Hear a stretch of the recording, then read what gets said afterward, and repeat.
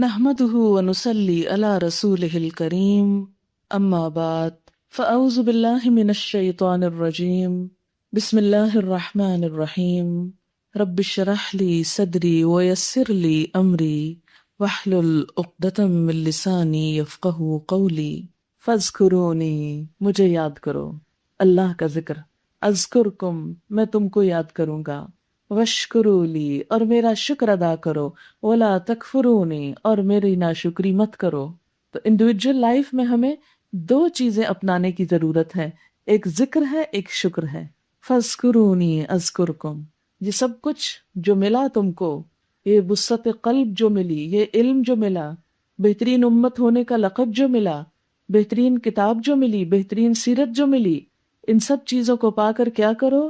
فاذکرونی اذکرکم، مجھے یاد رکھو میں تم کو یاد رکھوں گا، یعنی اللہ سے تعلق مضبوط کرنا۔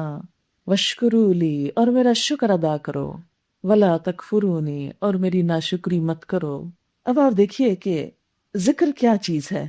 ذکر اللہ کی یاد کو کہتے ہیں۔ آپ دیکھیں کہ جو انسان اللہ تعالیٰ کی نعمتوں کو محسوس کرتا ہے، اللہ کے احسانات کو یاد کرتا ہے، یہ ہو نہیں سکتا کہ پھر اس کی زبان اس کا اظہار نہ کرے۔ ذکر یاد کو کہتے ہیں نا، تو جو چیز آپ یاد کرتے ہیں تو وہ صرف دل میں نہیں ہوتی، دل سے باہر زبان تک بھی آتی ہے۔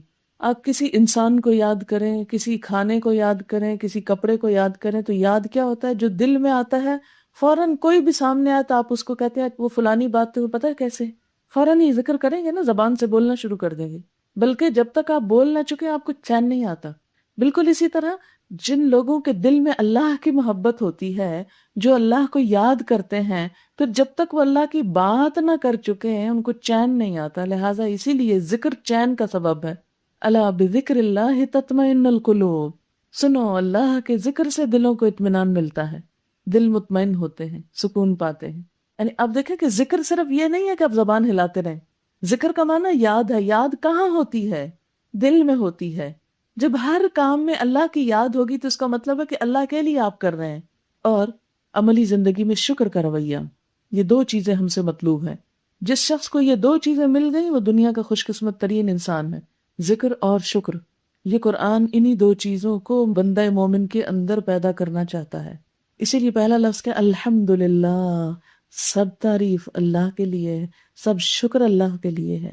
شکر اس وقت آتا ہے جب نعمتوں کا اعتراف انسان کرتا ہے، نعمتوں کا احساس کرتا ہے اور نعمت کو پا لیتا ہے۔ جب کوئی نعمت ملتی ہے تو شکر آتا ہے نا۔ تو اللہ نے دین اسلام کو اپنی نعمت کہا ہے۔ جب ہمارا اس سے تعلق ہوگا، ہم اس کو پا لیں گے تو ہمارے اندر شکر آئے گا۔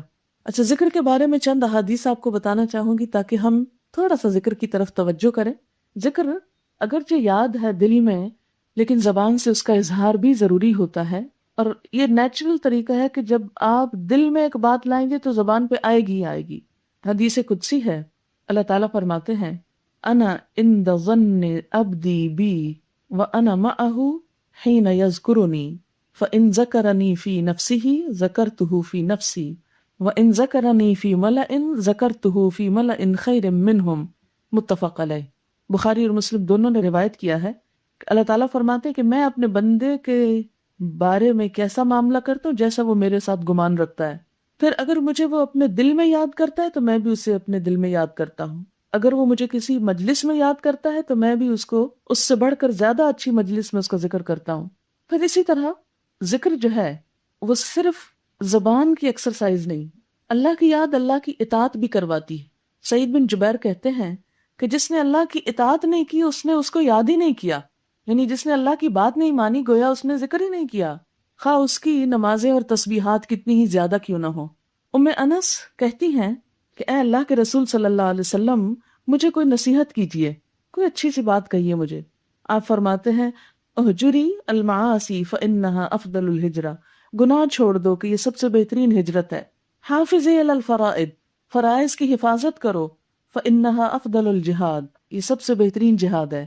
واکثری من ذکر اللہ کثیرا، اور اللہ کا ذکر کثرت سے کرتی رہو۔ فإنک لا تأتین اللہ بشیء احب الیہ من کثرت ذکری، کیونکہ تم اللہ کے پاس جو کچھ نیکی لے کر آؤ گی ان میں سب سے زیادہ پیاری نیکی اللہ کے نزدیک اس کا ذکر ہوگا۔ یعنی سب سے بہترین سرمایہ جو تم قیامت کے دن لے کر جاؤ گے وہ کیا ہوگا؟ اللہ کا ذکر. نبی صلی اللہ علیہ وسلم کے بارے میں آتا ہے کہ کان یذکر اللہ علی کل احیانہ، آپ اللہ کا ذکر ہر وقت ہر موقع پہ کرتے تھے. اسی لیے آپ دیکھیں کہ جو مسنون دعائیں ہیں اس میں صبح اٹھنے پر ذکر، واش روم جا رہے ہیں اندر جانے پہ ذکر، باہر نکل رہے ہیں پھر ذکر، وضو کر رہے ہیں پہلے ذکر، وضو کر چکے ہیں بعد میں ذکر، کھانا کھانے لگے اللہ کا ذکر، کھانا کھا چکے ہیں اللہ کا ذکر، چھینک آ جائے اللہ کا ذکر، کسی سے ملے السلام علیکم کہہ کے پھر ایک طرح سے ذکر، وعلیکم السلام ورحمۃ اللہ، پھر اللہ کا ذکر. پھر اسی طرح کوئی تکلیف پہنچے انا للہ و انا الیہ راجعون، کوئی اچھی چیز دیکھے ماشاء اللہ، اور عام حالات میں سبحان اللہ، بازار جائیں پھر اللہ کا ذکر، نماز پڑھیں پھر اللہ کا ذکر، قرآن پڑھیں پھر اللہ کا ذکر، سونے لگے اللہ کا ذکر، کسی بیمار کی عادت کریں اللہ کا ذکر، گدھا بول رہا ہو تو اللہ کا ذکر، ہر موقع پر اللہ کا ذکر. تو یہ کیا ہے دراصل کہ بندہ مومن کی پہچان ہی ذکر ہے. اگر کوئی اللہ کو یاد نہیں کر رہا تو اس کا مطلب اس کا اللہ سے تعلق کوئی نہیں، کیونکہ ہمیں ہر لمحہ اللہ سے فیض پہنچتا ہے، ہر لمحہ. آپ دیکھیں اس وقت بھی آپ اللہ کے احسان سے جیتے جاگتے بیٹھے ہیں، یہاں سن رہے ہیں تو اس کا احسان ہے، دماغ اس وقت کام کر رہا ہے تو اس کا احسان ہے، سانس آ رہا ہے اس کا احسان ہے. تو جب ہر وقت ہم اس کے احسان مند ہوتے ہیں، ہر وقت اس کی ذات سے ہمیں فیض پہنچ رہا ہے، تو ہر وقت اس کو یاد کیوں نہ کریں، ہر چیز میں اس کا نام کیوں نہ لیں. آپ دیکھیں کہ آپ کو جس انسان سے محبت ہوتی، کوئی بھی کام آپ کرنے لگے آپ کو وہ یاد آ جاتا ہے. ایک قدرتی تعلق ہوتا ہے نا، اور اس کے لیے کوئی شعوری کوشش اور کوئی اپنے اوپر بوجھ ڈالنے اور اپنے آپ کو پکڑ جکڑ کے رکھنے کی ضرورت نہیں ہوتی، کیونکہ آپ کے دل میں محبت ہے. اور اللہ کی محبت کب جاگتی ہے؟ جب انسان کو اللہ کی نعمتوں کا احساس ہوتا ہے. اور وہ نعمت سب سے بڑی نعمتوں میں نعمت جسے اللہ نعمت کہتا ہے وہ کیا ہے؟ دین اسلام، اللہ کی کتاب.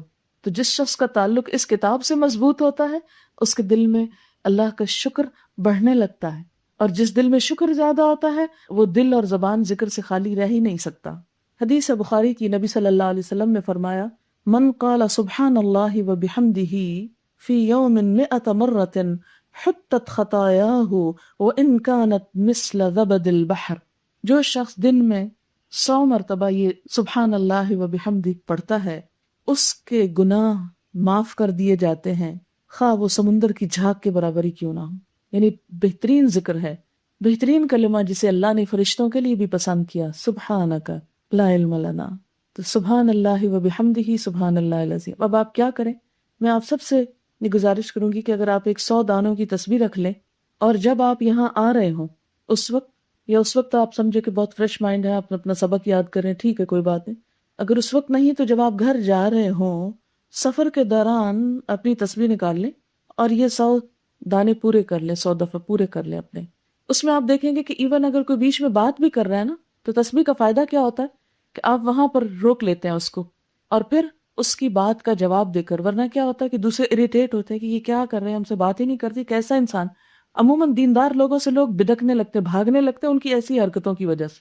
ٹھیک ہے آپ ذکر کریں، مگر اس کا یہ مطلب نہیں کہ انسانوں سے آپ قطع تعلق کر لیں اور کسی کی بات کا جواب نہ دیں اور ان کو اشاروں سے چپ کرا دیں کہ دیکھو میں تو ذکر کر رہی ہوں، مجھ سے مت بولو.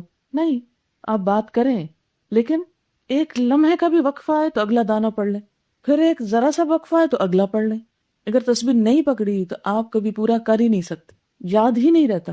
انسان ایک دفعہ شروع کرتا ہے پھر اس کے بعد باتوں میں لگ جاتا ہے، پھر باتوں کے پھر خاموش ہو کے بیٹھ جاتا ہے. اس لیے اگر آپ واقعی چاہتے ہیں کہ ہماری خطائیں معاف ہوں، ہمارے گناہ معاف ہوں، تو ہمیں پراپر فارمل طریقے، فارمل سے مراد بس اتنا ہی فارمل، اس سے زیادہ ریزرو ہونے کی ضرورت نہیں، فارمل طریقے سے یعنی تسبیح پکڑ کر اپنے آپ کو منوا کر دن میں ایک تسبیح اس کی ضرور کر لینی.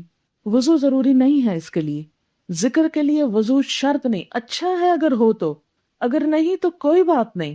ذکر زبانی ہر موقع پہ ہو سکتا ہے. ابھی میں نے حدیث کوٹ کی نا کہ کان یذکر اللہ علی کل احیانہ، کہ نبی صلی اللہ علیہ وسلم اللہ کا ذکر کرتے تھے ہر وقت. کل احیان، کل احیان کا کیا مطلب ہے؟ حین کہتے ہیں وقت کو. اب ہر وقت میں تو وضو نہیں ہو سکتا نا. آگے آپ سورۃ آل عمران میں پڑھیں گے کہ اللہ تعالیٰ کے پیارے بندے الذین یذکرون اللہ قیاما وقعودا وعلی جنوب، اللہ کو یاد کرتے رہتے ہیں کھڑے بیٹھے لیٹے، لیٹ کے بھی. اب رات کو مثلاً آپ کی آنکھ کھل گئی سوتے سوتے اچانک، اب آپ کو نیند نہیں آ رہی، اب آپ وضو کرنے جائیں گے، وضو کرنے جائیں گے تو اور بھی نیند چلی جائے گی. آپ ذکر نہیں کریں گے، نہیں کریں گے، کیونکہ کہیں بھی کسی حدیث میں یہ نہیں کہا گیا کہ وضو کے بغیر یہ ذکر نہ کرو. وضو شرط ہے بس دو چیزوں کے لیے، لازم ہے، اس کے بغیر وہ دو کام نہیں ہوتے، ایک نماز اور دوسرے طواف۔ باقی عبادات ذکر وغیرہ کے لیے، تلاوت کے لیے وضو افضل ہے، لازم نہیں، افضل۔ افضل کا مطلب کیا ہو تو بہت اچھا، بہت ہی عمدہ، لیکن اگر نہیں تو اس وضو کے نہ ہونے کی وجہ سے ذکر نہیں چھوڑیں، تلاوت نہیں چھوڑیں۔ مثلا صبح کے وقت آپ قرآن پاک پڑھ رہے ہیں، آپ کا وضو باقی نہیں رہتا، آپ بند نہیں کر دیں گے، پڑھتے چلے جائیں، بس صرف وہ جو ہاتھ رکھا تھا ٹیکسٹ پر وہ نہ رکھیں، جو خالی صفحہ ہے اس کو آپ بغیر وضو کے بھی آگے پیچھے کر سکتے ہیں۔ یعنی عربک عبارت پر ہاتھ نہیں رکھیں گے، لیکن جو خالی کاغذ ہے جس پہ عربی نہیں لکھی ہوئی، یا یہ جلد ہے جس پر کوئی قرآن کی آیت نہیں لکھی ہوئی، تو اس کو آپ اٹھا کے کھول سکتے ہیں اور اس طرح پڑھ سکتے ہیں۔ یہ جو ہم نے ناروا پابندیاں دین میں لگا لی نا اپنے اوپر، خود ساختہ سیلف میڈ ایڈیشن آف دین، ایک تو اللہ نے دین بھیجا نا اور ایک ہم نے خود بنایا۔ یہ جو خود بنایا ہوا دین ہے یہ بڑا سخت ہے، ضرورت سے زیادہ سخت ہے، جو پریکٹیکل ہے ہی نہیں۔ تو جو دین خود بنایا ہوا ہے یہ پریکٹیکل نہیں، لہٰذا خدا کے لیے اپنے اوپر آسانی کریں اور جو خود ساختہ چیزیں ان کو ایک طرف رکھ دیں اور بس وہی لیں جو اللہ اور اس کے رسول صلی اللہ علیہ وسلم نے فرمایا، بہت ہلکے پھلکے ہو جائیں گے اور اطمینان کی وہ کیفیت آئے گی جو اس سے پہلے نہیں۔ اب اس کے لیے علم ضروری ہے کہ کون سی چیزیں ہم نے خود بنا لی اور کون سی اللہ اور اس کے رسول صلی اللہ علیہ وسلم نے فرمائی کہ جن کی پابندی ضروری ہے۔ اور پھر فرمایا وَاشْكُرُوا لِي وَلَا تَكْفُرُونِي، اور میرا شکر کرو، میری ناشکری مت کرو۔ کیوں؟ اس لیے کہ شکر کرو گے تو اور نعمتیں دوں گا۔ لَإِن شَكَرْتُمْ لَأَزِيدَنَّكُمْ، اگر تم نے شکر کیا میں ضرور اور زیادہ تم کو دوں گا۔ شکر نعمتوں میں اضافے کا سبب بنتا ہے، اللہ کو خوش کرنے کا سبب بنتا ہے، اور ناشکری اللہ کو ناراض کرتی ہے، اسے کفر سے تعبیر کیا گیا۔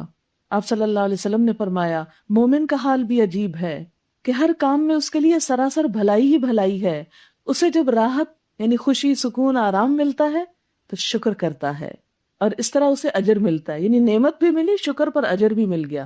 اور اسی طرح اگر مصیبت آتی ہے تو صبر کرتا ہے اور اس پر بھی اس کو اجر ملتا ہے۔ اچھا شکر کیا ہے؟ شکر دل میں سب سے پہلے جاگتا ہے، دل کے احساس کا نام۔ عربی میں شین کافر شکر کہتے ہیں گائے کے کم چارہ کھا کر زیادہ دودھ دینے کو، یعنی گائے جب تھوڑا چارہ کھاتی اور دودھ زیادہ دیتے ہیں تو اس کے لیے یہ لفظ استعمال ہوتا ہے۔ تو بالکل اسی طرح شکر کرنے والا انسان، اس کو چھوٹی سی بھی نعمت ملے تو وہ اللہ سے بہت محبت کا اظہار کرتا ہے، چھوٹی چھوٹی نعمتوں پر اللہ تعالیٰ سے ایک تعلق رکھتا ہے۔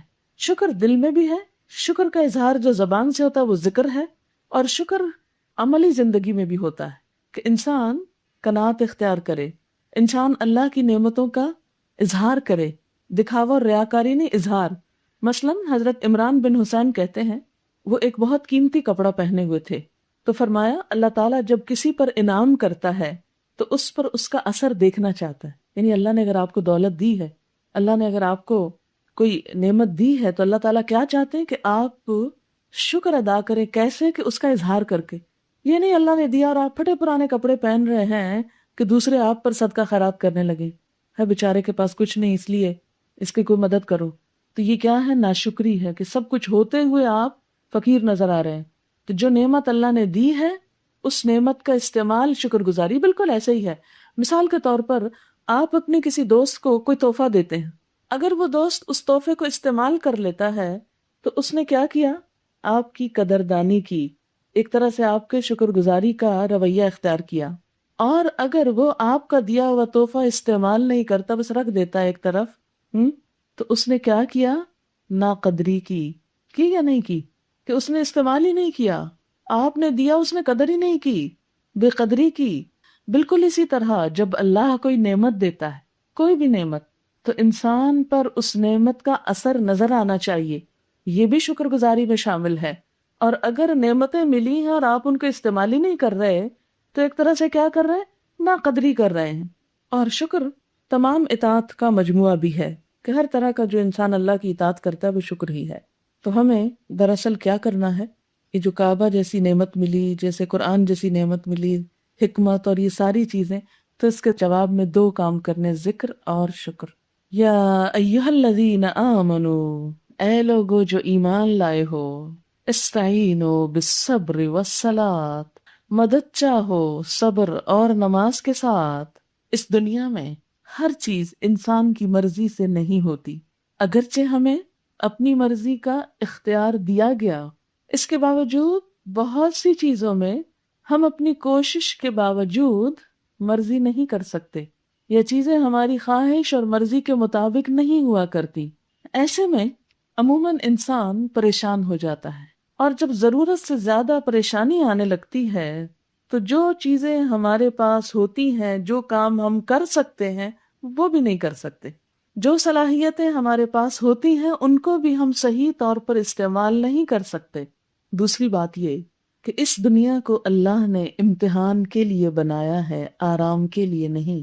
یہاں مختلف چیزوں میں ایسے حالات پائے جاتے ہیں کہ انسان کے راستے میں رکاوٹیں آتی ہیں، کبھی اس کے اپنے نفس کے اندر سے، کبھی اس کی جسمانی کمزوری کی وجہ سے، کبھی اس کے مالی کمی کی وجہ سے، کبھی اس کی اولاد کی طرف سے، کبھی اس کے حالات کی طرف سے، معاشرے کی طرف سے، اور یہ ہر انسان کے ساتھ ہوتا ہے۔ ہر انسان کسی نہ کسی امتحان یا آزمائش میں مبتلا ہے۔ عموماً ہم کیا کرتے ہیں کہ اپنے امتحان کو سامنے رکھ لیتے ہیں، دوسرے کے انعام کو رکھ لیتے ہیں، اور پھر کہتے ہیں دیکھا وہ کتنا خوش قسمت ہے، اس کو تو یہ مسئلہ ہے ہی نہیں۔ مثلاً اگر آپ اپنے بچوں کی وجہ سے پریشان ہیں تو آپ اپنے آپ کو عموماً کس سے کمپیئر کرنے لگتے ہیں؟ جن کے بچے ہیں ہی نہیں یا جن کے بہت اچھے ہیں، لہٰذا آپ غمزدہ رہتے ہیں۔ مثلاً اگر آپ کے پاس مال نہیں تو آپ کس کو خوش قسمت سمجھ رہے ہیں؟ جس کے پاس مال ہے، لہٰذا آپ غمزدہ ہو رہے ہیں۔ حالانکہ آپ یہ نہیں دیکھتے کہ جس کے پاس مال ہے اسے اس مال کے ساتھ اور مسائل کتنے ہیں، اس کے کمانے میں، اس کے حفاظت میں، اس کے خرچ کرنے میں کس کس آزمائش سے وہ گزرتا ہے، کس کس تکلیف سے۔ جس کے پاس بچے نہیں وہ رش کر رہا ہے ان پر جس کے پاس ہیں، حالانکہ بچوں کے ہونے میں ایک ماں جتنی آزمائشوں اور تکلیفوں سے گزرتی ہے وہ کوئی کھیل نہیں، مذاق نہیں۔ تو ہر شخص جہاں اسے کچھ نعمتیں ملی ہیں وہاں اس کے لیے کچھ امتحان بھی ہیں، اور جہاں اس کے لیے مشکلات ہیں وہاں اس کے لیے آسانیاں بھی ہیں۔ ان مع العسر یسرا، تنگی کے ساتھ آسانی بھی ہے۔ پھر ہر انسان کی آزمائشوں کے ساتھ ساتھ کچھ خاص قسم کی آزمائشیں ان لوگوں کے راستے میں آتی ہیں جو اللہ کے راستے میں نکلتے ہیں، جو دین کی طرف آتے ہیں۔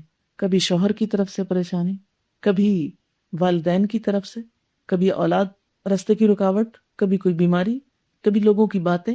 یہ سب کچھ کیوں ہوتا ہے؟ اس لیے کہ یہ دنیا ہے، امتحان کا گھر ہے۔ امتحان کے لیے ٹیسٹ ہے ہمارا کہ آزمائش آنے کے بعد بھی اللہ سے جو محبت کا دعویٰ ہے وہ کتنا سچا ہے، تاکہ اللہ دیکھے کہ واقعی اپنے دعووں میں سچا کون ہے، کہ مشکل کے باوجود میرا دامن تھامتا ہے، مجھے راضی رکھتا ہے۔ نفس، بچوں اور شوہر کے تقاضے، دنیا کی مصلحتیں، شیطان کے وسوسے، سماجی حالات کا دباؤ یعنی سوشل پریشر جن کو آپ کہتے ہیں، یہ سب چیزیں ایک فتنے کی شکل میں انسان کو گھیرے ہوئے ہوتی۔ ایک آزمائش سے نکلتے ایک دوسری میں پڑ جاتا، اس سے نکلتے ایک اور میں، ایک سے نکلتے ایک میں۔ اللہ تعالیٰ دیکھنا یہ چاہتے ہیں کہ ان سارے حالات میں میری اطاعت پر کون قائم رہتا ہے۔ ان کا حل کیا بتایا گیا؟ کیا کرو؟ نمبر 1، صبر۔ یا ایھا الذین آمنوا استعینوا بالصبر، مدد مانگو صبر کے ساتھ۔ صبر کیا ہے؟ جمے رہنا، کہ اگر آپ کوئی اچھا کام کر رہے ہیں اور کوئی رکاوٹ ڈال رہا ہے تو اس کی باتوں میں آ کے اچھا کام نہیں چھوڑنا، جمے رہنا ہے، رکے رہنا۔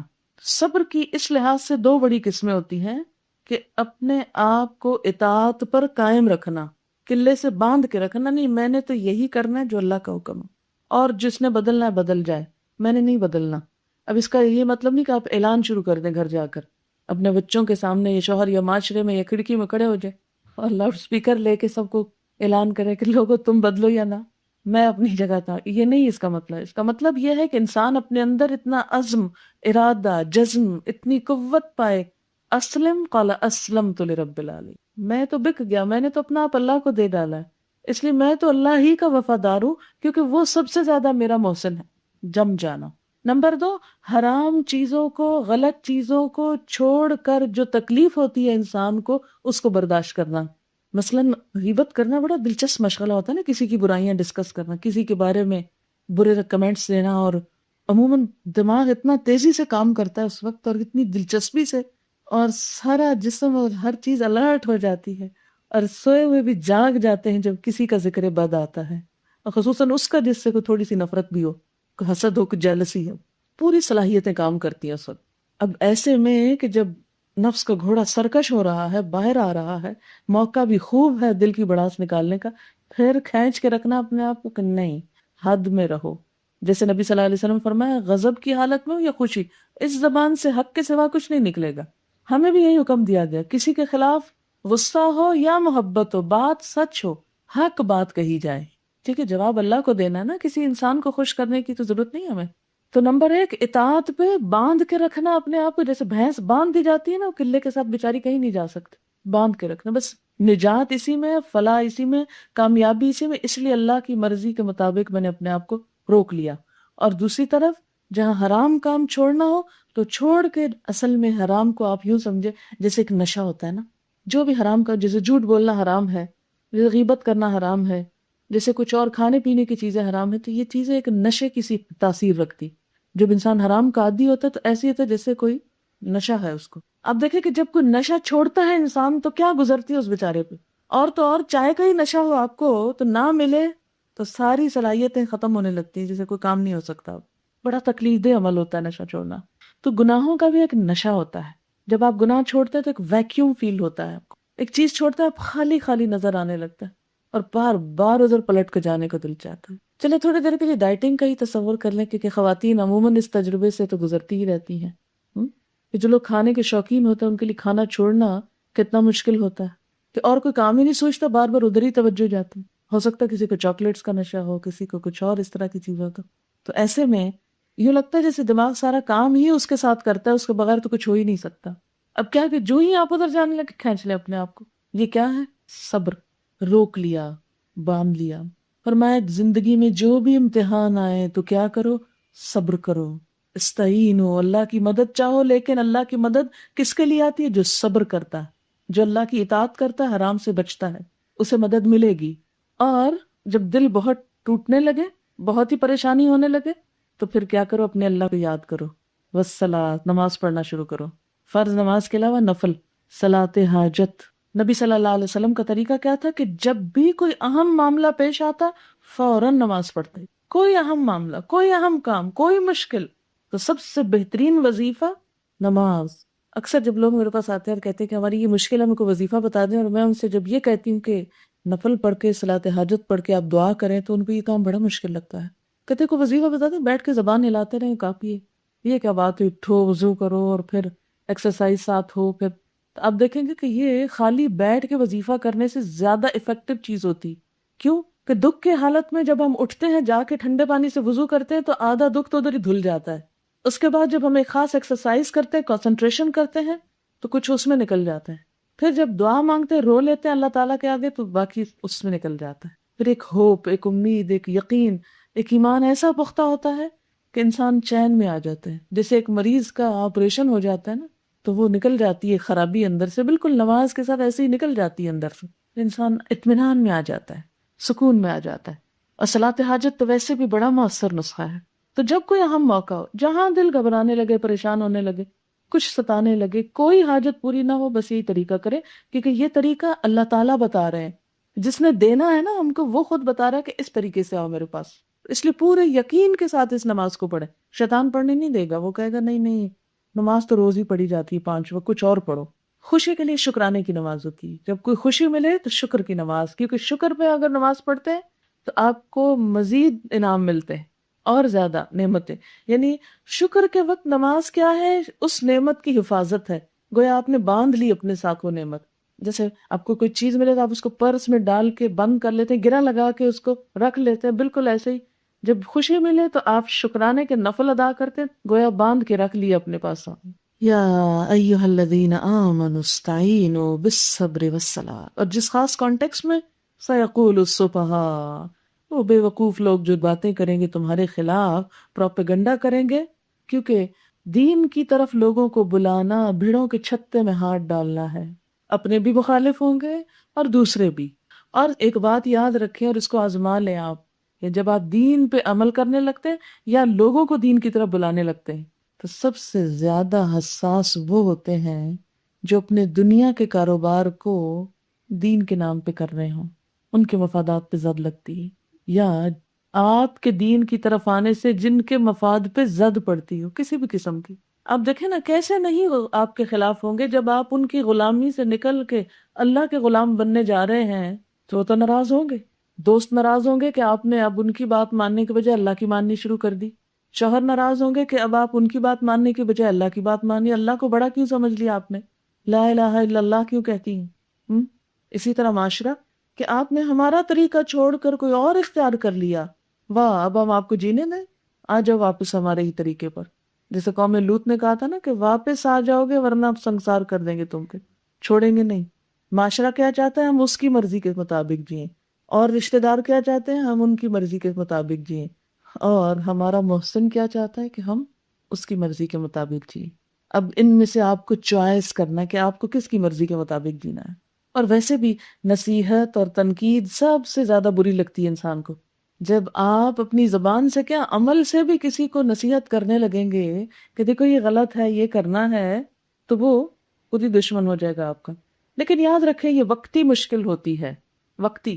جب آپ جمے رہتے ہیں نا تو سب اکوموڈیٹ کر لیتے ہیں اپنے آپ کو، وہ کہتے ہیں اس نے نہیں بدلنا، ہمیں ہی بدل جانا چاہیے، اب ہمیں ایکسپٹ کر لینا چاہیے. 2-4 دن مشکل ہوگی، اس کے بعد عادی ہو جائیں گے. یہ بالکل ایسے ہی کہ جیسے اگر آپ کی راہ میں ایک بڑا پتھر آ جائے اور آپ ہلا نہ سکے تو آپ کیا کہتے ہیں؟ اچھا اس کو تو میں نہیں ہلا سکتی، اب رستہ ہی بدل لو. رستہ بدل لیتے ہیں آپ. تو عربی میں صبر میں یہ مفہوم بھی آتا ہے کہ جیسے کشتی کے اندر بیلنس قائم کرنے کے لیے پتھر رکھنا. اور کیا فرمایا؟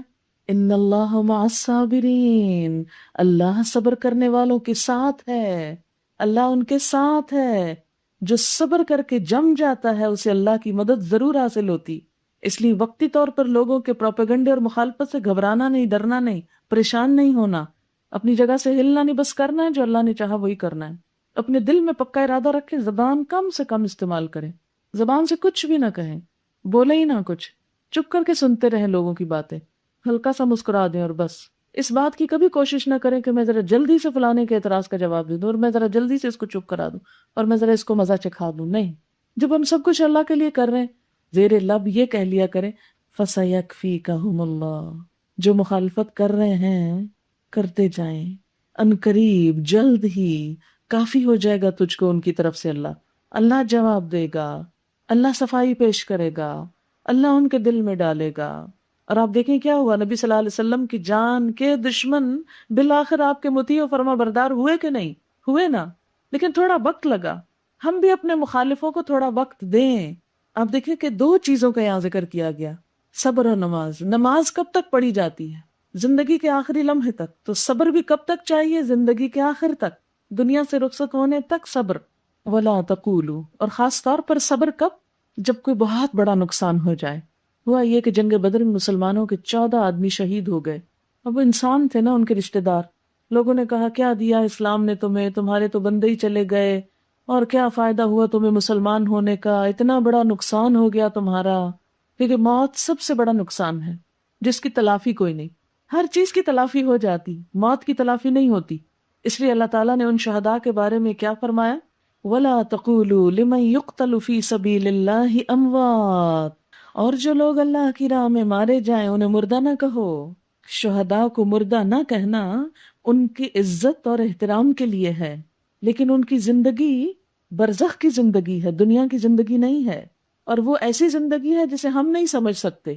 اسی لیے فرمایا بل احیاء، بلکہ وہ زندہ ہیں. کون سی زندگی؟ برزخ کی زندگی زندہ ہیں. ولکن لا تشعرون، لیکن تم شعور نہیں رکھتے، تمہیں نہیں پتا چلتا ان کی زندگی کا. اب آپ دیکھیں کہ لوگ صرف اتنا لفظ لیتے ہیں بلکہ وہ زندہ ہیں، اور پھر ان کی زندگی کو ہماری زندگی پہ قیاس کر لیتے ہیں، اور پھر ان کے ساتھ ایسے ہی معاملہ کرنے لگتے ہیں جیسے بالکل زندہ انسان کے ساتھ کیا جاتا ہے. بعض اوقات ان سے دعائیں مانگنے لگتے ہیں، بعض اوقات ان کے ساتھ جا کے قبر کے پر باتیں کرنے لگتے ہیں کہ یہ زندہ ہی سن رہے ہیں اندر. آپ دیکھیں کہ کوئی شخص زندہ بھی ہو تو دیوار کے پیچھے نہیں سن سکتا. اس لیے ان کی زندگی پہ کیا فرمایا؟ زندہ ہیں لیکن برزخ کی زندگی ہے. اور کیسی زندگی ہے؟ تمہیں اس کا کوئی شعور نہیں، تمہیں نہیں پتا وہ کیسی زندگی، تم نہیں پہچانتے اس زندگی کے. وَلَٰكِن لَا تَشْعُرُونَ. اور پھر صرف زندگی ہی کا نقصان نہیں بلکہ زندگی میں اور بھی بڑے بڑے نقصان آئیں گے. اس لیے فرمایا وَلَنَبْلُوَنَّكُمْ بِشَيْءٍ مِّنَ الْخَوْفِ وَالْجُوعِ وَنَقْصٍ مِّنَ الْأَمْوَالِ وَالْأَنفُسِ وَالثَّمَرَاتِ، ہم ضرور آزمائیں گے تم کو۔ اللہ نے پہلے ہی بتا دیا، وارننگ دے دی کہ ضرور امتحان ہوگا تمہارا۔ کون کون سا پرچہ ہے؟ بِشَيْءٍ مِّنَ الْخَوْفِ، پہلا خوف کا، والجوع دوسرا بھوک کا، ونقص من الاموال تیسرا مال کا نقصان، والانفس چوتھا جان کا نقصان، پانچواں والثمرات پھلوں کا نقصان۔ ان سارے نقصانوں میں کرنا کیا ہے؟ صبر۔ تو جو صبر کرے اس کے لیے کیا ہے؟ وبشر الصابرین، بشارت دے دو صبر کرنے والوں کو، خوشخبری دے دو۔ اب دیکھیں کہ اللہ تعالیٰ نے اپنے دوست ابراہیم علیہ السلام کو ہر چیز سے آزمایا تھا، ان میں سے ایک ایک چیز سے آزمائے گئے تھے۔ ہم بھی اگر ان کے طریقے پر چلیں گے تو زندگی میں آزمائشیں آئیں گی۔ اچھا یاد رکھیں کہ بعض اوقات دین کے راستے میں آزمائشیں آتی، لیکن ہمیشہ یاد رکھیں کہ کبھی یہ نہیں ہو سکتا کہ آپ دین سے دور ہوں اور آزمائش نہ آئے آپ کو، اس میں بھی آزمائشیں ہیں، اللہ کی نافرمانی میں بھی آزمائشیں، اس لیے کہ دنیا ہے امتحان کا گھر۔ تو خوش قسمتی نہیں کہ آزمائش اللہ کے راستے میں تو ہو، نہ کہ گناہ میں۔ وَلَنَبْلُوَنَّكُمْ، اور البتہ ہم ضرور آزمائیں گے تم کو، بِشَيْءٍ مِّنَ الْخَوْفِ، ساتھ ایک چیز کے خوف میں سے، خوف۔ اب دیکھیں کہ اگر ہم نبی صلی اللہ علیہ وسلم اور صحابہ کرام کی تاریخ پڑھیں تو یہ سب چیزیں ان پر بھی آئیں۔ مثلاً خوف، جنگ عذاب سے پہلے مدینہ میں طرح طرح کا خوف پایا جاتا تھا، اور خوف کا یہ عالم تھا کہ ایک دفعہ آپ صلی اللہ علیہ وسلم نے حضرت سعد سے کہا کہ ہے کوئی جو میرا پہرا دے تاکہ میں رات کو سو سکوں، کیونکہ آپ کی جان کو بھی خطرہ اور خوف تھا۔ تو وہ عرض کرتے ہیں کہ انہوں نے پہرا دیا اور آپ صلی اللہ علیہ وسلم سوئے۔ پھر آپ نے وہ بچوں کی کتاب میں مشہور قصہ پڑھا ہوگا کہ ایک دفعہ مدینے سے باہر لوگوں نے کہا دشمن آ رہا ہے، تو سب ڈرے ہوئے تھے، تو آپ صلی اللہ علیہ وسلم گھوڑے کی پیٹھ پر بیٹھ کر دور تک گئے اور جا کے جائزہ لیا اور لوگوں کو آ کر کہا کہ کوئی دشمن نہیں آ رہا۔ تو وقتاً فوقتاً خوف کی خبریں مسلمان معاشرہ سنتا رہتا تھا کہ ادھر سے دشمن حملہ کر رہا ہے، ادھر سے کر رہا ہے، ادھر سے کر رہا ہے۔ سیم ہمارے ساتھ ہے، روز اخبار پڑھتے ہیں تو کوئی نہ کوئی جنگ کی خبر کسی نہ کسی اینگل سے دی ہوئی ہوتی ہے کہ پاک انڈیا ٹینشنز کی یا کوئی اور اگر اجتماعی خوف نہ بھی ہو تو انڈیویجولی ہمارے گھر کون سے بہت امن میں ہے، ہر گھر کے اوپر رائفل لیے گارڈ کیوں کھڑا ہے؟ خوف ہے نا۔ پھر والجوع، اور بھوک۔ عائشہ رضی اللہ تعالیٰ عنہا عرض کرتی ہیں کہ بعض اوقات ایک چاند کے بعد دوسرا چاند نظر آ جاتا اور ہمارے گھر میں چولہا نہیں جلتا تھا۔ تو ان کے بھانجے نے پوچھا کہ خالہ پھر آپ کس چیز پہ گزارا کرتے تھے؟ اگر چولہا نہیں جلتا تھا تو کیسے زندہ رہتے تھے؟ فرمایا دو کالی چیزوں پر، الاسودان، اور یہ محاورہ بولا انہوں نے، کھجور اور پانی کے لیے لفظ اسودان استعمال ہوتا تھا۔ اسی طرح جنگ خندق میں آپ کو معلوم ہے نبی صلی اللہ علیہ وسلم نے اپنے پیٹ پر کیا باندھا ہوا تھا؟ دو پتھر باندھے ہوئے تھے، کس لیے؟ بھوک کی وجہ سے۔ کچھ اور جنگوں میں بھی اسی طرح آپ دیکھتے ہیں کہ کس طرح ایک کھجور کھانے کے بعد اس کی گٹلی اس وقت تک چوسی جاتی تھی جب تک وہ ختم نہیں ہو جاتی تھی تاکہ بھوک کا احساس نہ ہو۔ پھر وَنَقْصٍ مِّنَ الْأَمْوَالِ، مال کی کمی، اس میں چوری وغیرہ کے ذریعے بھی کمی ہو سکتی ہے، بزنس ڈاؤن ہونے کی کمی بھی ہو سکتی ہے، جاب چلے جانے کی کمی بھی ہو سکتی ہے۔ ہو سکتا ہے کہ ایک انسان دین کے راستے پر آئے اور اسے اعلان کر دیا جائے کہ کل سے تمہاری نوکری ختم، جاؤ تم 5 وقت مسجد میں نمازیں پڑھتے رہو، یا اسی طرح کوئی اور وجہ۔ والانفس، اور نفسوں کی کمی یعنی موت۔ اور اس کے علاوہ بعض اوقات مال کی کمی کی وجہ سے صحابہ کرام کے پاس پورا لباس نہیں ہوتا تھا۔ حضرت ابو ہریرہ اپنے بارے میں بھی کہتے ہیں کہ اتنا لباس نہ تھا کہ میں اپنا پورا جسم ڈھانپ سکوں۔ حضرت مصعب بن عمیر جو پہلے معلم تھے مدینہ کے، ان کے بارے میں آتا ہے کہ جب وہ کفر کی حالت میں تھے اتنے امیر تھے کہ ان کا لباس مکہ سے باہر شام کی طرف سے سل کر آتا تھا، ایک جوڑا پہننے کے بعد دوبارہ نہیں پہنتے تھے۔ سب سے قیمتی خوشبو لگاتے تھے کہ جدھر سے گزرتے تھے تو پیچھے دیر تک خوشبو باقی رہتی اور خوشبو کی وجہ سے پہچانے جاتے تھے کہ یہاں سے مصعب گزرے ہیں۔ لیکن جب اسلام لائے، ماں نے سخت ری ایکشن کیا اور کہا میں نہ کھاؤں گی نہ پیوں گی اور تم نکل جاؤ، اور سب کچھ چھن گیا ان سے۔ بہرحال اللہ کے رسول صلی اللہ علیہ وسلم نے ان کو مدینہ بھیجا تعلیم کے لیے۔ وہاں جب ان کا انتقال ہوا تو مصعب کو جب کفن پہنایا گیا، سر ڈھانکتے تو پاؤں ننگے ہو جاتے، پاؤں ڈھانکتے تو سر ننگا ہو جاتا۔ آخر سر ڈھانک کر پاؤں پر گھاس ڈال دی گئی۔ اسلام کے لیے دی جانے والی قربانیوں کے نتیجے میں یہاں تک حالت پہنچی، سب کچھ دے ڈالا کہ مرتے وقت کفن بھی پورا نہ ملا۔ ہم جیسا کوئی دیکھتا تو کہتے ہائے بیچارے، نہیں، انہوں نے جنت کے سودے کیے تھے، اس لیے کسی بھی چیز کی کمی ان کے اندر کبھی احساس کمتری نہیں پیدا کیے تھے۔ ہمارے پاس تو کچھ نہیں ہوتا تو ہم ایک انفیریورٹی کمپلیکس کا شکار ہو جاتے ہیں. ہم لوگوں کو فیس نہیں کر سکتے کہ ہائے کوئی کہے گا اس کے پاس یہ بھی نہیں، ایسا کپڑا نہیں، ایسا جوتا پہنا ہوا ہے، ایسے گھر میں رہتے ہیں، یہ کھاتے ہیں، مثلاً. اور ہماری پھر ساری زندگی صرف لوگوں کے مقابلے میں گزر جاتی ہے اور ہم کوئی زندگی میں اچھا کام کرنے کا وقت ہی نہیں پاتے. بس ثمرات، پھلوں کی کمی، کھیتوں کا نقصان. اور آپ دیکھیں کہ یہ سب کچھ صحابہ کرام پر کیوں گزرا؟ اس لیے کہ انہوں نے دین کے لیے اپنے وقت لگائے تھے کہ بزنس کے لیے، تجارت کے لیے، کھیتی باڑی کے لیے وقت نہیں بچتا تھا تو کمی ہو گئی. کیونکہ اسلام ایک ایسی سٹیج پر تھا کہ جس میں سب کچھ لگا دینا تھا، کیونکہ اس ٹوٹل 23 سال کا عرصہ جو ملا تھا پوری دنیا کے سامنے ایک انقلاب لا کے دکھانا تھا. ہمارے سامنے تو لمبی عمر ہے نا، کوئی فکر ہی نہیں، کبھی ہو جائے گا ہو جائے گا، اتنی جلدی کائے کی ہے، آرام آرام سے چلو، ٹھنڈے ٹھنڈے سب کچھ. مشکلات آئیں گی، یہ اتنا سستا سودا نہیں. اللہ کی محبت مذاق نہیں کہ ہم کہ اللہ ہمیں آپ سے بہت محبت ہے اور اس کے بعد ہمیں آزمایا نہ جائے، قربانی نہ ہو. جب میں پی ایچ ڈی کرنے کے لیے جا رہی تھی تو اپنے بچوں کو بھی اس وقت چھوڑا تھا اور بھی بہت سی چیزیں تھی، تو علم کے راستے میں جان، مال، وقت، اولاد، ہر چیز کی قربانی دینی پڑی. اور وہ قربانی دے کر ہی یہ حوصلہ آیا کہ اب باقی قربانیاں بہت چھوٹی لگتی ہیں. یاد رکھیں کہ اللہ تعالیٰ جب کسی بندے سے کوئی کام لینا چاہتا ہے تو اسے ضرور آزمائش میں ڈالتا ہے. کیوں؟ اس لیے کہ سونا خالص ہوتا نہیں، نکھرتا نہیں، چمکتا نہیں جب تک وہ ایک تکلیف سے نہ گزرے.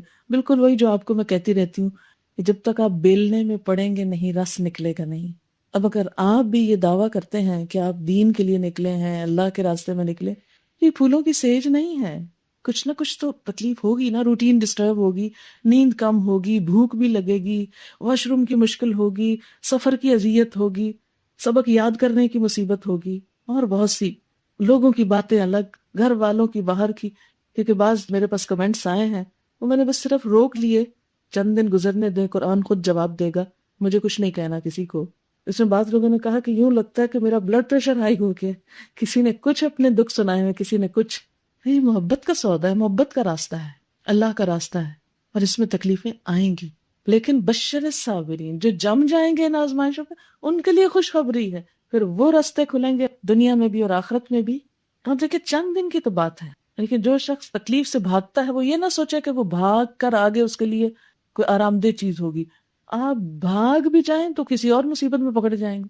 دنیا تو ہے ہی ایسی جگہ کہ اگر آپ کہیں نہیں یہ اتنی مجھ سے پابندی برداشت نہیں ہوتی، میں کچھ اور کرتی ہوں، تو ہو سکتا ہے کسی اور چیز میں ایسا پھنس جائیں کہ اس سے بھی بڑی مشکل آ جائے، اللہ نہ کرے. لیکن زندگی ایسے ہی ہے، آپ ادھر سے نکلتے ہیں ادھر پھنس جاتے ہیں، ادھر سے نکلتے ہیں ادھر پھنس جاتے ہیں. تو کیا ہی خوش قسمتی ہے کہ اللہ کے راستے میں پھنسے ہوئے ہیں کہ ایک ایک لمحہ اجر اور ثواب ہے، ایک ایک حرف کا پڑھنا ہے. کہتے ہیں کہ اللہ کے راستے میں اگر ایک کانٹا بھی چبھتا ہے نا، کانٹا صرف، اس کا بھی اجر لکھ لیا جاتا ہے. یہ بندہ میرے راستے میں نکلا، اس کو یہ کانٹا چبھ گیا، اس کے لیے ثواب لکھ لو.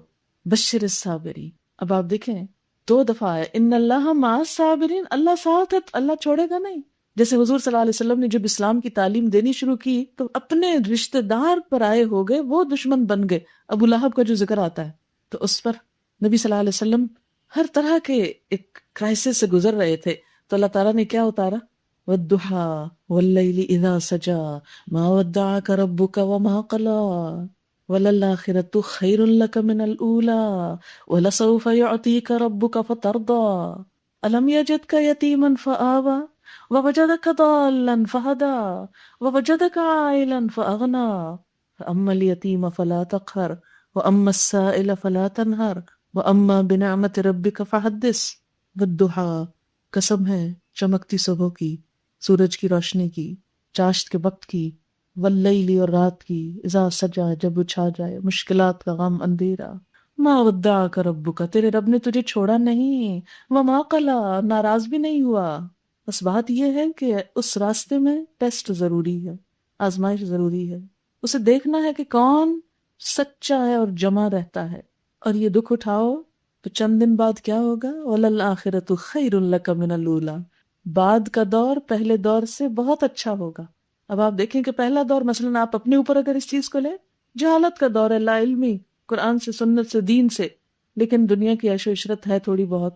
نہیں، جب دین کا علم آئے گا، روشنی آئے گی، تو پھر اس دنیا کو بھی انجوائے کرنے کا نقطہ نظر بدل جائے گا. خوشی اور غم میں جو ٹھہراؤ آ جائے گا. وَلَلْآخِرَةُ خَيْرٌ لَكَ، وہ آخری دور، بعد والا دور پہلے دور سے کہیں اچھا ہوگا. آخرت سے مراد دنیا کا بھی آخری حصہ اور قیامت میں بھی آخری، اس طرف بھی اشارہ ہے۔ وَلَسَوْفَ يُعْطِيكَ رَبُّكَ، اور ان قریب تیرا رب تجھے ضرور دے گا، فَتَرْضَىٰ، تو تم راضی ہو جاؤ گے، اتنا دے گا کہ تم خوش ہو جاؤ گے۔ اور دیکھو تمہیں اب تک دیا بھی تو ہے نا، لم یجد کا یتیمن فآویٰ، تمہیں یتیم نہیں پایا تھا تو اسی نے ٹھکانہ دیا۔ کس طرح نبی صلی اللہ علیہ وسلم یتیم پیدا ہوئے، ایک کے بعد ایک بندوبست کرتا چلا گیا اللہ تعالیٰ ان کی تربیت کے لیے، ان کی حفاظت کے لیے، ان کی پروٹیکشن کے لیے۔ وَوَجَدَكَ ضَالًّا، اور راہ گم پایا، کیونکہ آپ صلی اللہ علیہ وسلم کے پاس سب کچھ ہوتے ہوئے ایک تڑپ تھی کہ مجھے کیا کرنا چاہیے، جسے خلا ہوتا نا، سب کچھ ہوتے ہوئے بھی انسان بے چین ہو کہ نہیں ابھی کچھ کمی ہے، وہی کیفیت آپ کی تھی، اور اسی لیے غار حرا جاتے تھے، اسی لیے وہ ریاضتیں کرتے تھے، تو اللہ نے نبوت دے دی اس کیفیت میں تمہیں۔ وَوَجَدَكَ ضَالًّا فَهَدَىٰ وَوَجَدَكَ عَائِلًا، اور تمہیں مفلس پایا، فَأَغْنَىٰ، پھر غنی کر دیا۔ کس طرح آپ کی تجارت چمک اٹھی۔ تو یہ سب کیوں ہے ٹیسٹ؟ تاکہ تم معاشرے کے گرے پڑے لوگوں کے ساتھ حسن سلوک کرو۔ فَأَمَّا الْيَتِيمَ فَلَا تَقْهَرْ، جس کے اپنے دل کو چوٹ نہ لگی ہو وہ کسی چوٹ والے کا دکھ سمجھ ہی نہیں سکتا۔ تم یتیم کو جھڑکو مت، اس پہ غضب نہ کرو۔ اور وَأَمَّا السَّائِلَ فَلَا تَنْهَرْ، اور سوالی کو جھڑکو مت، کہ کوئی دین کی بات پوچھنے آئے تو جھڑک کے مت چپ کرا دو۔ وَأَمَّا بِنِعْمَةِ رَبِّكَ فَحَدِّثْ، اپنے رب کی نعمتوں کا اظہار کرو، اس کا ذکر کرو۔ تو بات یہ ہے کہ جو شخص بھی جنت کا سوداگر ہے، اللہ کی محبت چاہتا ہے، اسے ٹیسٹ سے گزرنا ہوگا۔ جو جم جائے گا، اور جمتی کیا چیز ہے جو واقعی کام کی ہوتی، اور جھاگ اور کوڑا کرکٹ اور خس و خاشات تنکے وہ اڑ جاتے، ہلکی چیزیں اڑتی ہیں نا، چلی جاتی ہیں، بہہ جاتی ہیں۔ جو مضبوط سالڈ چیز ہوتی ہے وہ جم جاتی ہے، رک جاتی۔ انسانوں میں سے بھی ایسے جو خس و خاشاک ہوتے ہیں نا، ہلکے قسم کے لوگ، تھوڑ دلے، وہ اڑ جاتے ہیں، بہہ جاتے ہیں، چلے جاتے ہیں۔ اور جو واقعی محبت کے دعوے میں سچے ہوتے ہیں وہ دکھوں تکلیفوں کے باوجود جم جاتے ہیں۔ وَبَشِّرِ الصَّابِرِينَ، خوشخبری دے دو صبر کرنے والوں کو۔ بشر الصابرین پہ ایک واقعہ تھوڑا سنانا چاہتی ہوں۔ امام زین العابدین نے فرمایا جب اللہ تعالیٰ سب کو میدان حشر میں جمع کرے گا تو ایک آواز دینے والا آواز دے گا کہ صبر کرنے والے کدھر ہیں؟ قیامت کے دن آواز ہے کہ صبر کرنے والے کہاں ہیں؟ حساب سے پہلے ہی جنت میں جائیں گے کیونکہ ان کا حساب نہیں ہوگا۔ یہ سنتے ہی ایک گروہ اٹھ کھڑا ہوگا، فرشتے ان سے پوچھیں گے کدھر چلے؟ یہ کہیں گے جنت کی طرف۔ یہ کہیں گے ابھی حساب تو ہوا نہیں۔ وہ کہیں گے جی ہاں ہم صابرین میں سے ہیں۔ فرشتے کہیں گے تمہارا صبر کیا تھا؟ وہ جواب دیں گے ہم مرتے دم تک اللہ کی اطاعت پر اور اس کی نافرمانی سے رکنے پر صبر کرتے رہے۔ پس کہا جائے گا جاؤ جنت میں، عمل کرنے والوں کا اجر بہت اچھا ہے۔ وَبَشِّرِ الصَّابِرِينَ الَّذِينَ إِذَا أَصَابَتْهُمْ مُصِيبَةٌ، وہ لوگ کہ جب ان کو کوئی مصیبت آتی، جب بھی کوئی دکھ آتا ہے، جب کوئی تکلیف آتی ہے، قالوا کہہ اٹھتے ہیں انا للہ و انا الیہ راجعون۔ یہ دکھ، یہ مصیبت، یہ نقص، یہ کمی، یہ مال، یہ جان، یہ پھل جو چلے گئے تو ہم بھی جانے والے ہیں، ہم بھی تو اللہ کے لیے انا الیہ راجعون۔ دنیا میں کس چیز نے باقی رہنا ہے؟ اگر آج مجھ سے کوئی چیز چلی گئی تو کل ان سب سے بھی چلی جائے گی، ہر چیز کو جانا ہے۔ کل من علیہا فان الذین اذا اصابتهم مصیبة قالوا انا للہ و انا الیہ راجعون، کہ وہ لوگ جب ان کو کوئی مصیبت آتی ہے تو کہہ اٹھتے ہیں بے شک ہم اللہ کے لیے ہیں اور اسی کی طرف لوٹ کر جانے والے ہیں۔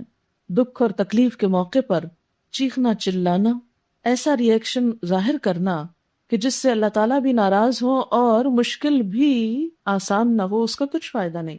عموماً غم کے آنے پر ہمارا رد عمل کیا ہوتا ہے؟ ہم بعض اوقات چلانے لگتے ہیں، بعض اوقات اپنے بال نوچنے لگتے ہیں، بعض اوقات مجنونانہ حرکتیں کرنے لگتے ہیں، بعض اوقات اللہ کے خلاف بولنے لگتے ہیں۔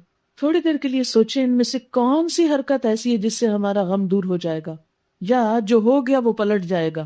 اللہ تعالیٰ کا مقابلہ کبھی کوئی کر سکا؟ کوئی نہیں۔ تو پھر ہمیں وہ کام کرنا چاہیے جس سے کچھ فائدہ ہو، اور فائدہ کس میں ہے؟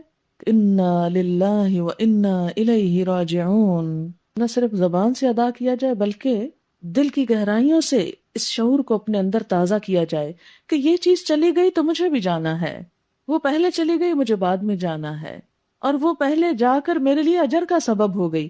کیونکہ حضرت حسین بن علی رضی اللہ تعالیٰ عنہ سے مروی ہے کہ آپ صلی اللہ علیہ وسلم نے فرمایا جس کسی مسلمان مرد یا عورت کو کوئی مصیبت پہنچے اور جب کبھی اس کو یہ تکلیف یاد آ جائے اور وہ انا للہ و انا الیہ راجعون پڑھے تو اللہ تعالیٰ اس پر ثواب لکھوا دیتا ہے جتنا پہلے دن کے صبر اور انا للہ پر لکھا گیا تھا، اگرچہ اس مصیبت کو کتنا ہی زمانہ گزر گیا ہو۔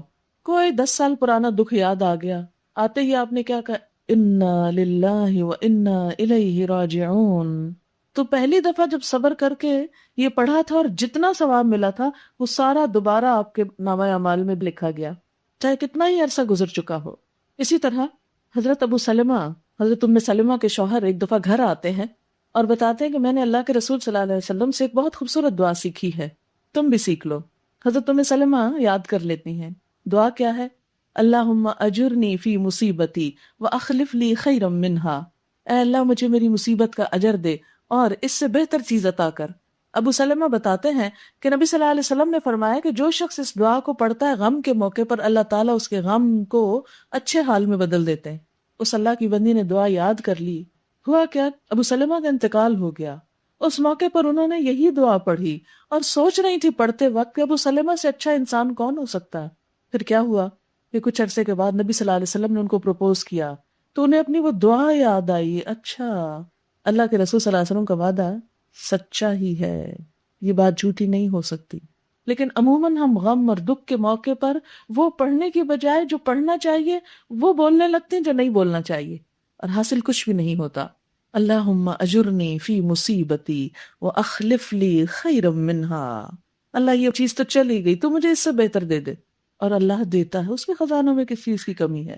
اور یہاں دیکھیں قرآن کے الفاظ میں وعدہ ہے اللہ کا، اولئک علیہم صلوات من ربہم، ان لوگوں پر رب کی عنایتیں نوازشیں ہوں گی، ورحمت، اللہ کی رحمت آئے گی جو دکھ کے موقع پر ایسا رویہ اختیار کریں، وَأُولَئِكَ هُمُ الْمُهْتَدُونَ، اور یہی لوگ ہدایت یافتہ ہیں جو ایسے، یعنی عام حالات میں اچھا بن کے رہنا تو کوئی اچھائی نہ ہو، وہ تو ٹھیک ہے جب ہر چیز آپ کی مرضی کی ہے تو آپ بھی پھر اچھے بنے ہوئے ہیں۔ بات یہ ہے کہ جب ہر چیز آپ کی مرضی کے خلاف ہونے لگے پھر آپ اچھے بن کے دکھائیں، یہ ہے اصل اچھائی۔ اسی لیے اللہ تعالیٰ دکھ تکلیف کے موقع پر پازیٹیولی ری ایکشن کرنے والوں کو مہتدون کہتے ہیں کہ یہ ہدایت پا چکے ہیں، یہ ثابت ہو گیا کہ یہ ہدایت پر ہیں۔ اہدنا الصراط المستقیم کا یہاں عملی نمونہ ہے، اور صبر کا بہت بڑا نمونہ ایک عورت جس کا نام ہاجرہ تھا، جو اپنے بچے کو لے کر تنہا مکہ میں چھوڑ دی گئی، شوہر کے بغیر، دین کے لیے ایک قربانی کرنے کے لیے، تنہا، کوئی آبادی نہیں، کوئی شہر نہیں، کوئی بازار نہیں، کوئی مددگار نہیں، کوئی ہمسایہ نہیں، کوئی دوست نہیں، کوئی نہیں، دودھ پیتا بچہ ہے اور وہ اکیلی ہے بے آب و گیا وادی میں، جو تھوڑا بہت کھانے پینے کا سامان ہے وہ بھی ختم ہو گیا ہے، شوہر جا چکا ہے کہ اتنے میں بچہ پیاس سے تڑپ اٹھتا ہے، کہیں پانی نہیں، قریب ہی 2 پہاڑیاں ہیں، دوڑتے دوڑتے ایک پہاڑی پہ چڑھ جاتی کہ شاید اونچا جا کے آس پاس پانی دیکھ سکے، کچھ نظر نہیں آتا، سامنے ایک اور پہاڑی ہے، اس سے اترتی ہیں بھاگتے بھاگتے دوسری پہ چڑھ جاتی، وہاں آس پاس دیکھتی کوئی پانی نہیں، تنہا، کوئی مددگار نہیں، سامنے میدان میں پڑا بچہ رو رہا ہے، ایڑیاں رگڑ رہا ہے، ماں پانی تلاش کر رہی ہے، پھر واپس آتی ہے اس پہاڑی پر، ادھر سے کچھ نہیں ملتا، دیوانہ وار دوسری طرف جاتی، زبان سے کوئی شکوہ نہیں، کوئی رونا دھونا نہیں، کوشش جاری ہے بس کہ مشکل آسان ہو جائے۔ اللہ کو یہ ادا اتنی پسند آتی کہ رہتی دنیا تک کے لوگوں کے لیے، عورتوں اور مردوں کے لیے حج کا ایک رکن بنا دیا گیا کہ طواف کے ساتھ صحیح بھی ہوگی، عورت کی قربانی دین کی خاطر، اس گھر کو آباد کرنے کے لیے۔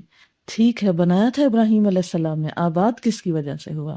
حضرت ہاجرہ کی وجہ سے ہوا، ایک عورت کی وجہ سے۔ ہم سمجھتے عورت کیا کر سکتی، اور عورت کو یہ قربانی کرنے کی کیا ضرورت ہے کہ وہ گھر چھوڑے اور گھر سے نکلے اور کہیں دوسرے شہر جائے۔ اور اللہ کی نظر میں یہ عمل اتنا پسندیدہ تھا کہ بچہ جب ایڑیاں رگڑ رہا تھا تو وہاں سے ایک چشمہ پھوٹ پڑا، اتنا بہترین چشمہ کہ اب اس کے پانی کو جب انالائز کیا گیا ہے تو پتہ چلا ہے کہ یہ شفا بھی ہے، ایک غذا بھی ہے، اور عام پانی میں جس طرح بیکٹیریا پیدا ہو جاتا ہے اس کے اندر ایک کافی عرصے تک نہیں ہوتا، اور جہاں اس کا سورس تلاش کیا گیا ہے تو اس ریت کے اندر سے پھوٹ رہا ہے، زمین کی تہہ سے، کسی سمندر یا کسی اور جگہ سے اس کا کوئی کنیکشن نہیں۔ تو اللہ کی خاص عنایت۔ تو جب کوئی انسان اللہ کے لیے ایسی قربانی دیتا ہے کہ سب کچھ چھٹ جائے، ہر چیز، نہ کھانا نہ پینا نہ انسان، کوئی زندگی کی ضرورت پاس نہیں، تنہا ہے بیابان اور ریگستان میں، اللہ ایسی قدردانی کرتا ہے کہ پاؤں کے نیچے سے چشمہ پھوڑ نکالتا ہے جو رہتی دنیا تک باقی. آپ دیکھیں کہ مکہ کے سب چشمے جب سوکھ گئے تو زمزم کبھی نہیں سوکھا اس طرح. اور آپ کو پتہ ہے کہ دنیا کے کونے کونے میں وہاں سے پانی پہنچتا ہے. آپ ذرا یہاں کراچی میں کرائیں بورنگ اور ہر وقت دھڑکا لگا رہتا ہے، معلوم نہیں اس کا پانی کب اور نیچے چلا جائے. کئی علاقوں میں چلا جاتا ہے، کچھ عرصہ اگر بہت سے لوگ نکالنے لگے تو پانی کی سطح گر جاتی، پھر اور زیادہ نیچے جانا پڑتا ہے اور لیکن اس پانی کے سوتے نہیں سوکھے. ہزاروں لاکھوں گیلن روز نکلتا ہے، لاکھوں کا مجمع ہوتا ہے جو روز وہاں پی رہا ہوتا ہے، پھر گھروں کو بھی لے کے جا رہے ہوتے ہیں کنٹینر بھر بھر کے، روز نکل رہا ہے وہاں سے اور اس کے باوجود ختم نہیں ہوتا. کیا یہ معجزہ نہیں ہے پانی کا نکلنا؟ جو جیتی جاگتی مثال ہے اسلام کی سچائی کی، اور اس بات کی دلیل ہے اللہ قدردان ہے. وآخر دعوانا ان الحمد للہ رب العالمین. سبحانک اللہم وبحمدک نشہد ان لا الہ الا انت نستغفرک ونتوب الیک. والسلام علیکم ورحمۃ اللہ وبرکاتہ.